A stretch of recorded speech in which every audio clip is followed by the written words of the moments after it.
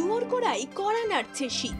শীতের আগমন মানেই প্রকৃতি প্রেমী মানুষদের শুরু হয়ে যায় নিত্য নতুন পাহাড়ি গন্তব্য খুঁজে বের করার। এই শীতের মরশুম আসলেই ভ্রমণ পিপাসুদের ডুয়ার্সে যাওয়ার হিড়িক বেড়ে যায়। কারণ ডুয়ার্স মানি পাহাড়, খরস্রোতা নদী, দূরে ভেসে চলে যাওয়া মেঘ। আর এই সবকিছুর টানে পর্যটকরা বছরে বছরে ডুয়ার্সে এসে ভিড় করে থাকেন।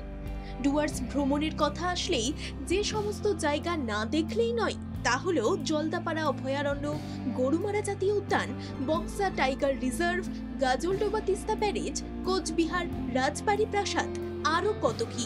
তবে অনেকেই খোঁজ করে থাকেন ডুয়ার্সের একদম অফবিট ট্যুরিস্ট ডেস্টিনেশনের, আর তারই হদিশ নিয়ে আজ আমরা চলে এসেছি। ডুয়ার্সের মধ্যেই এমন এক জায়গা আছে যেখানে প্রাকৃতিক সৌন্দর্য দেখার পাশাপাশি এই শীতের মরশুমে মিঠে রোদ গায়ে মেখে পিকনিকও করে নিতে পারবেন আপনি। জায়গার নাম ও লোকেশন প্রসঙ্গে কৌতূহল জাগারই কথা। পোড়ো বস্তি।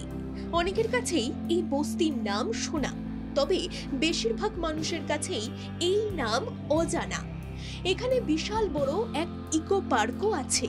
প্রথমে শুনে নেওয়া যাক কিভাবে যাবেন এই পোড়ো বস্তি বা পোড়ো ইকো পার্কে। প্রথমে পৌঁছে যেতে হবে আলিপুরদুয়ার।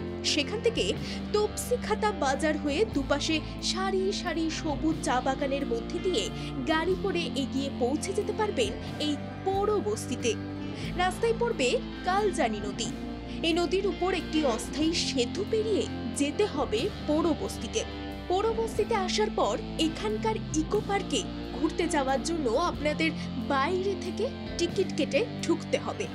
ইকো পার্কের ভিতরে প্রবেশ করার পর চোখে পড়বে চারিদিকে সবুজের সমাহার। সবুজের সমাহার শেষ হওয়ার পরেই বাঁ হাতে পড়বে কিছু হোটেল বা রেস্টুরেন্ট। ছোট ছোট দোলনা টাঙানো রয়েছে সেখানে। এই ইকো পার্কের পরিবেশ আকর্ষণ করবে পর্যটকদের। ইকো পার্কের ভিতর দিয়ে বেশ কিছুটা সামনের দিকে এগিয়ে গিয়ে দেখতে পাওয়া যায় পোড়ো নদী। এই নদীর পাড়ে এসেই পর্যটকরা সাধারণত পিকনিক করে থাকেন।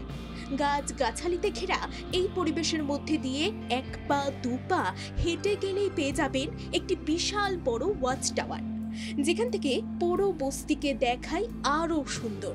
তাই এবারের পিকনিক স্পট এবং ঘোরার জায়গা হিসেবে বেছে নিতেই পারেন এই পোড়ো বস্তিকে। ব্যুরো রিপোর্ট, বাংলা জাগো।